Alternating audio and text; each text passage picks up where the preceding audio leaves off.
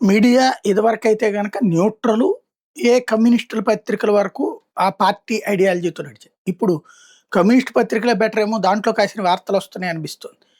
అధికార పక్షం, విపక్షానికి విడిపోయినటువంటి పత్రికలు, చీలిపోయినటువంటి ఛానళ్ళ సాక్షిగా ప్రభుత్వం ఏం చేస్తున్నా తప్పనే విపక్ష మీడియా, విపక్షం ఏం చేస్తున్నా తప్పని అధికార పక్ష మీడియా రాసుకుంటున్న దరిద్రమే జనాలకి వార్తలు చచ్చిపోతున్నాయి.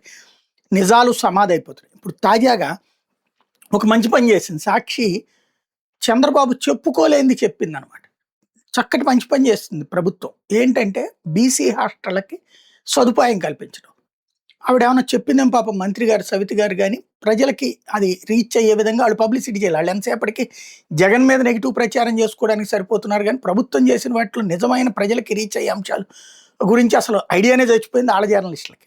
దాంతో ఇది హైలైట్ చేసుకోలేదు.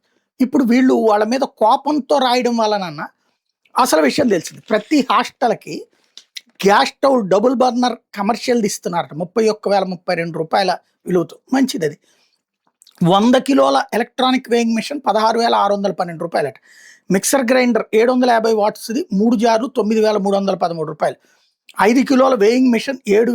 7,738 హెవీ డ్యూటీ చిన్న size rice strainer 6,096 heavy duty iron kadai 5,109 stainless steel cooker 10 లీటర్లు 4,882 అల్యూమినియం కుక్కరు 5 లీటర్లు 3,777 15 లీటర్ల జగ్గు రూ. 608 ఐరన్ కురుపి 30 అంగుళాలది రూ. 961 13 అంగుళాల ఎత్తున్న జిఐ బకెట్ రూ. 551 ఒక 1,500 అటు ఇటు అయితే అయ్యి ఉండొచ్చును. బట్ ఒక్కొక్క దానికి గురుకులాలకి సరఫరా చేసిన సామాగ్రికి జీఎస్టీతో కలిపి చేసిన రేట్లు ఇది.